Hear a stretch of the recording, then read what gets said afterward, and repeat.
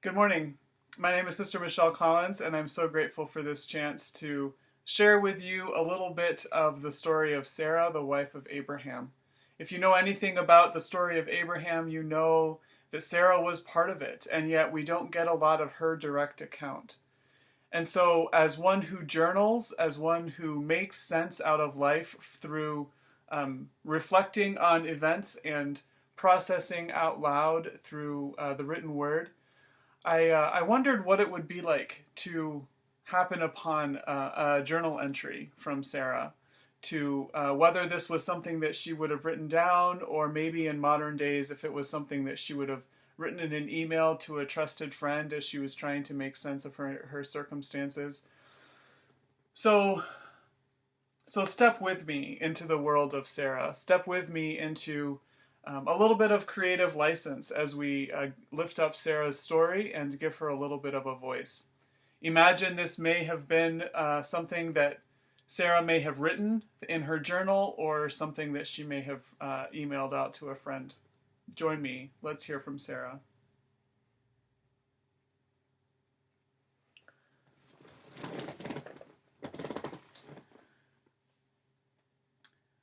You'll never believe what happened today. I can barely make sense of it myself, which is why I need to take a minute to process it. I was tending to the daily routine this morning, and Abraham was out with the workers and livestock. Nothing unusual there. I don't move as fast as I used to, and bending over fires and floors has taken a toll on my back. So I was taking a break for a minute. Abraham came in at around the same time to rest from the heat, and we were having a cup of tea together, which we don't do as often as we used to. You know, it's funny, we've been together for so long, I used to feel like I knew what he was thinking just by looking at his face. Today I could tell something was on his mind, but he was choosing not to share it with me. I suspect it was one of those days when he was thinking about the promise.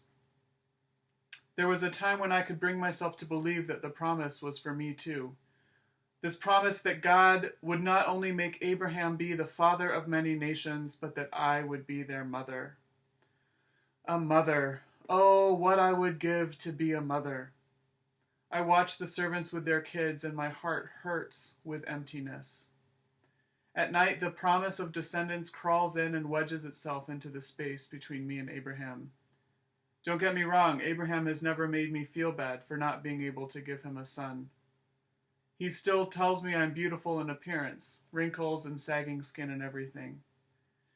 Every now and then he looks at me a certain way, and I can tell he's imagining me with a child, or now a grandchild, on my hip or on my back.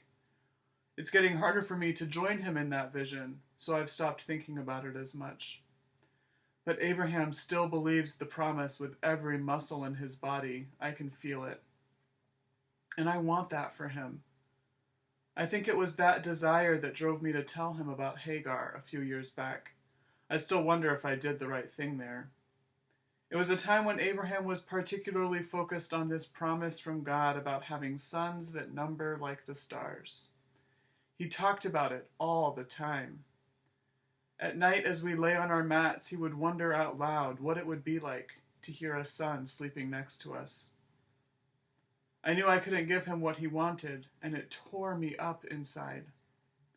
It's been years since my body would regularly prepare for the possibility of conception. That picture of me as a mother was fading in my mind, and I was trying to be comfortable with my role of running a household, caring for the children of my nephews, and supporting Abraham on this new journey to a new land. But I knew Abraham still wanted a son. He wanted someone to inherit all that he had built up. So I told him to go to Hagar. She was young and beautiful, and I knew Abraham wasn't blind. The first time I brought it up, he looked at me like I was crazy. But I could see that he began thinking about it. I brought it up again, and his reaction began to change. It isn't unheard of for women who are barren to send their husbands to a servant in order to secure an heir. I have friends back home whose husbands have had children that way. It adds a complication to the household dynamics, but I've seen it work. Eventually, Abraham stopped objecting to my suggestion. I don't know the details, but one day he told me that Hagar had informed him that she was pregnant. I thought I would be okay with it. I wanted to be okay with it. It had been my idea. But I wasn't okay with it. When I saw Hagar one day, I couldn't help but stare at her belly growing discreetly under layers of fabric. Faced with the physical evidence of what my husband wanted that I couldn't give him, my hurt and sadness turned to anger and resentment. Something in me shifted, and I could no longer be around her. I got irritable with her and everyone else. I became moody and sullen. I think everyone could see it, but no one knew how to talk to me about it. I mean, what could they say? But I could feel myself changing, and I didn't like it. Finally, I told Abraham she had to leave. I know I thought I could handle it for Abraham's sake, but I couldn't. God's promise be damned, this woman carrying my husband's child had to go. Abraham tried to reason with me, but I wouldn't change my mind. Looking back, I'm not even sure I can explain what I was thinking, but I wouldn't change my mind. Finally, I got word that Hagar had left. Again, I thought I would feel better, but I didn't. One night I was outside the tent looking up at those blasted stars Abraham always talks about, and I thought again about the promise. Sons as many as the stars? Was that even possible? I had watched Abraham's deep faith and conviction lead him this far in our life together. I followed him when he felt God tell him to leave to a land I don't think we have found yet. I went along with it when he told me to introduce myself as his sister when we went through various foreign territories. I agreed to change my name from Sarai to Sarah because he told me God wanted me to. And while I don't know if every decision we've made has been the right one, I do believe Abraham has just wanted to be faithful to what he felt God wanted from him. And even though I didn't always hear or feel God in the same way he did, I had promised to support him. And to be fair, it wasn't just me doing what he said. He also did what I asked when it came to Hagar, which was no small thing. As I looked up at the stars that night, it struck me that what I could see and control was tiny in comparison to the stars in the sky.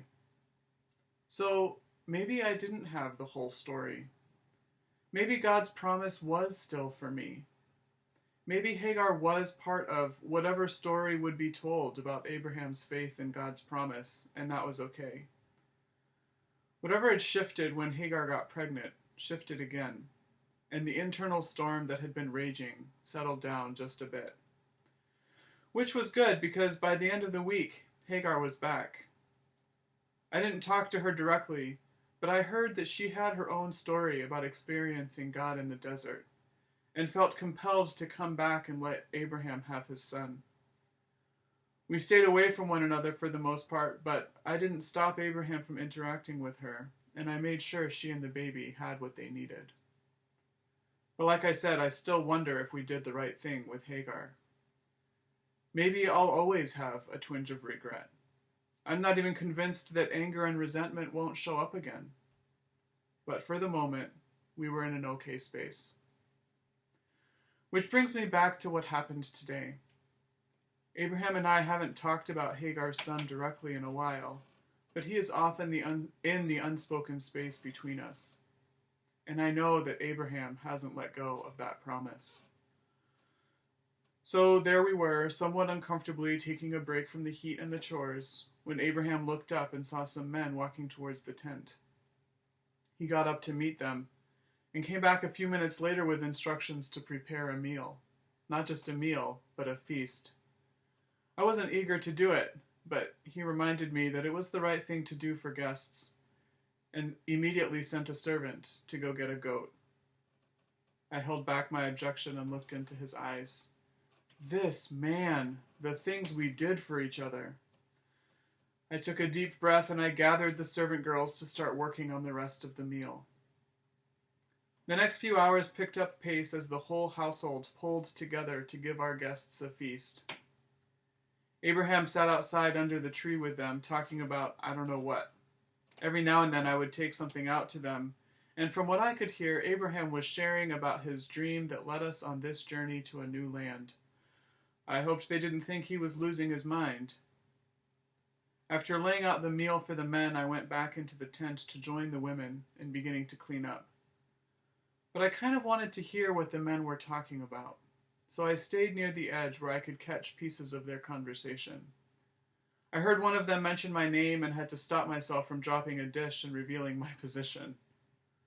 I listened closer, and then I almost burst out laughing at what I thought I heard.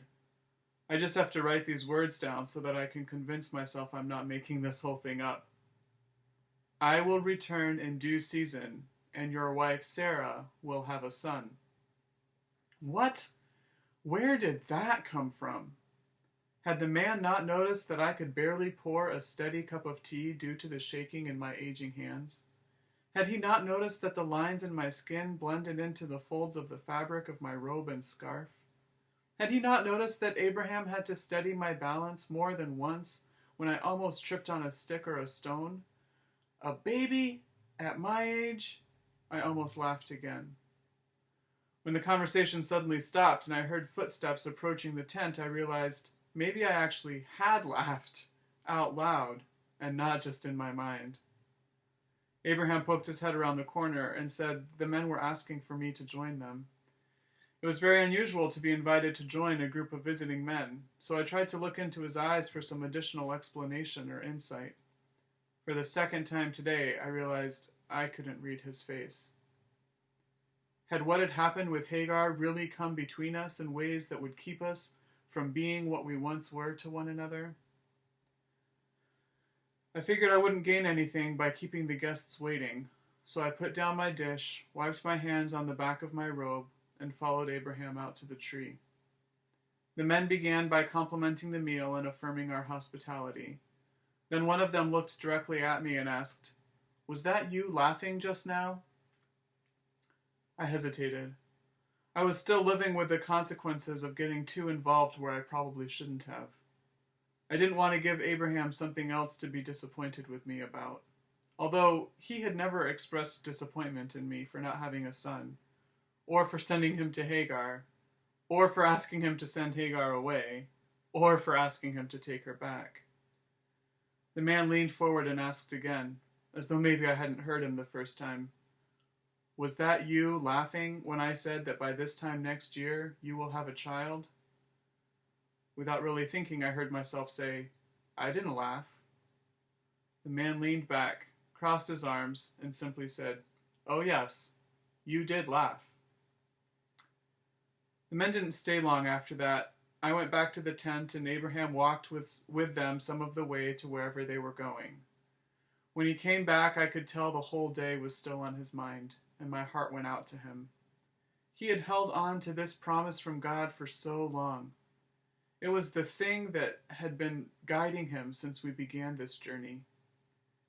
To have strangers remind him of what seemed like such an intense impossibility felt somehow unfair. As I brought him one more cup of tea, he stopped me and invited me to join him. After a few minutes of silence, he turned his body towards me and said, "I don't think those visitors were just passing through. I think they were sent to remind us to hold on to the promise. It's still there. I can feel it." I was overcome by awe that this man could hold so firmly onto something that he could not see. He went on, "But what if it's not just a promise for me? What if the promise is for you too? I know we used to talk about it like that, but for so long I've been focusing on God's promise to me. I think I needed to remember that God's promise is for you too, for both of us. And even though we've done some things that have been more about our own self-interests and have impacted others in some painful ways, I think those men were here to remind us that God's promise is still there for both of us. So I don't know what's going to happen.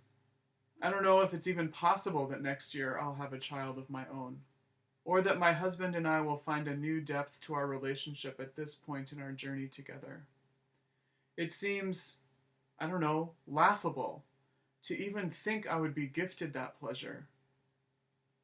But after today, I'm beginning to believe that maybe what at first seemed like the laugh of doubt can be transformed into the laugh of celebration.